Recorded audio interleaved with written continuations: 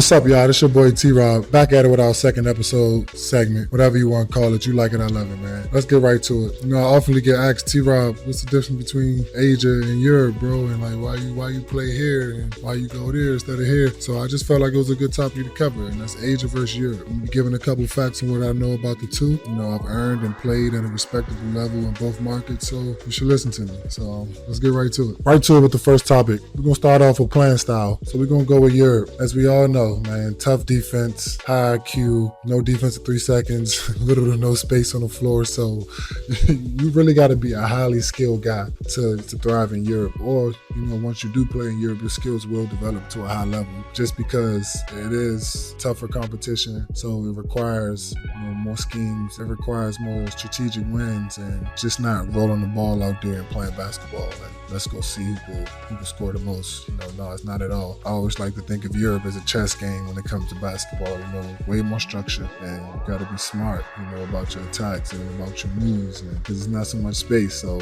you know, I love it. It's a great brand of basketball, but I definitely would say definitely tough when it comes to thriving on the offensive level. Now, when it comes to Asia, free fall. Now we are rolling the ball out there and we playing basketball. I say that because you will have more freedom, point blank period. Less imports, less competition. Most of the time, 8 times out of 10, you're the best player on the floor, one of the best players on the floor. So that becomes expectation from you, you know, to be the guy, you know. So some of the shots you probably won't take in a EuroLeague level or NBA level, you probably take in Asia. But, you know, with that comes a high expectation because less imports, bigger expectation. Now I need you to become LeBron, I need you to become Kobe, I need you to be Steph. You know, that's how you get looked at. So I need you to deliver 25 plus every night. I know it may sound easy and guys be like, yeah, man, over in China, stats be crazy, woo-woo. But like, you still have to be at some type of level of a pro to go out and score 25 plus efficiently every night, 2-3 times a week, you know. So it takes a lot of dedication. It takes a tremendous level of conditioning. You know, like I said, those are my thoughts on the two. You know, if you want to go get loose and, you know, really get in your bag and show your game, you know, China might be the place for you. But if you want to go, you know, develop more, you know, skill-wise, or you want to see where your game is on some of the best defense in the world, you know, Europe is the place. I love both brands of basketball are growing at a rapid level. What they've done so far for the game has been amazing. I love the connection the NBA is making with the Europe right now. So a lot of beautiful things going on in the game, man. So number 2, how long is it going to take to make this money? So let's get into the time and the pay, man. We'll start with Asia. 4 to 7 months. Less competition, shorter time, easy job. We in and we out. And we got Europe. 8 to 10 and a half months. Tougher competition, harder job. You take your pick. I'm just information, you know. But, you know, with that being said, you know, when it comes to the pay, I think both markets had the experience in the past 10 years that kind of shaped them to a point where it's I would say even, to a point where no one kind of can say Europe or Asia is better than the other.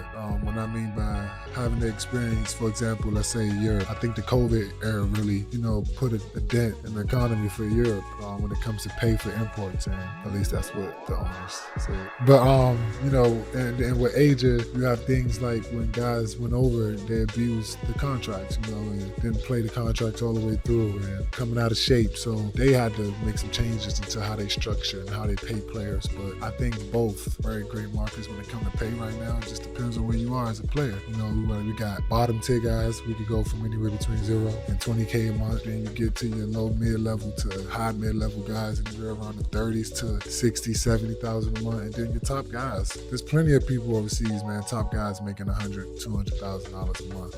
And every number I just named, except 0, every number I named is great money to be playing basketball. You can create a great life for yourself, for your family, you know, making that type of money. So like I said, right now, I think the markets have found their way to pretty much balance out to where any number you get for yourself as a player in Europe, in Asia, you probably either get a little bit higher or the same number. Like I said, so it's a great time to be playing the game either way, but it's best to do what's best for you. Number 3, living experiences. It's another topic where I really feel like I can't say which is better between the two. I think where we are in the world in 2025, with all the technology we have, the foreign experience isn't the same foreign experience we had 20 years ago. You feel me? So like, I definitely think there's a preference thing with this also, because you know we come to a place now where anything is possible. I would say this: the myth on Asia is completely false. There's some places in Asia that me personally I would live 90% over other places in the world. I mean, you have places like Manila, Philippines, and Seoul, South Korea, and Japan, and Taiwan. Just all some of the most beautiful places I've seen in my life, man. And then, you know, like I said, with the other side of things with Europe, you have places like Madrid and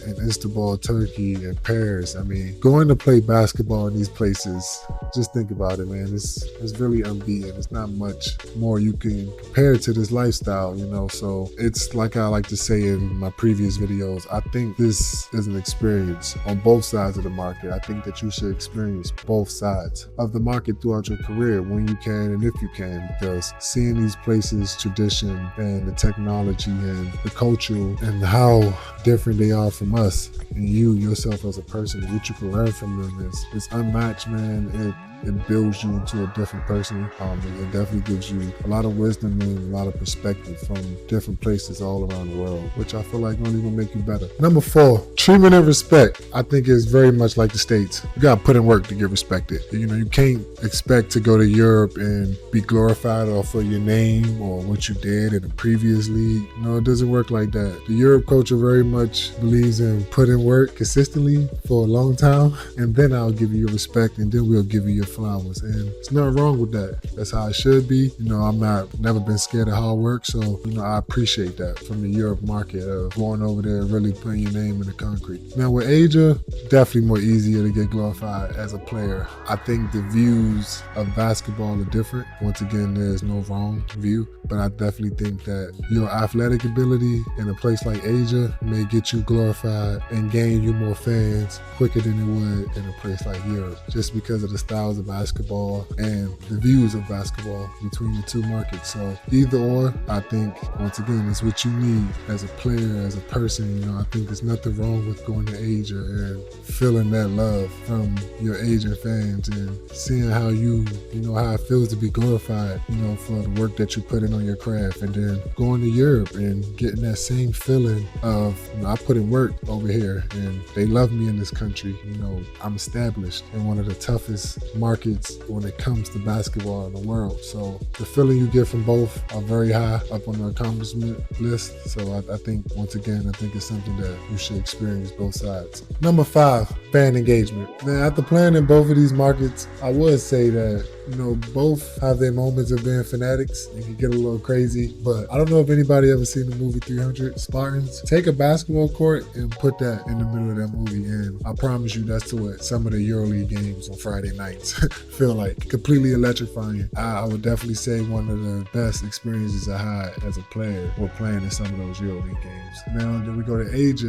where I say things, you know, still get a little wild and rowdy, but, you know, more entertainment based. You know, they want to see the talent be the talent. They don't mind seeing one guy possibly score 70, 80 points, you know, in the game. It's still entertainment for them, man. You know, like I said, I think both amazing atmospheres to experience as a player, because the adrenaline you get from both having a whole arena of Asian fans rooting you on and, you know, wanting to see you be the best you could be, feeling like you're in the middle of a war, you know, on a Friday night in a EuroLeague game. You know, these are things, moments as a player that you put so much work in for. Speaking of putting in work, and to have a cliche moment, winning big in either one of these markets automatically stabilize you as a legend. The love you will receive will be like no other. You know, I've seen it with my own eyes. I experienced it with myself in some countries, and there's so many other guys that before myself who've went abroad and, you know, really went to other countries and won big and became legendary. You know, you got guys like Stephon Marbury and, you know, Hayes from chess, and then Keith Langford, Nunn, who's, you know, becoming like the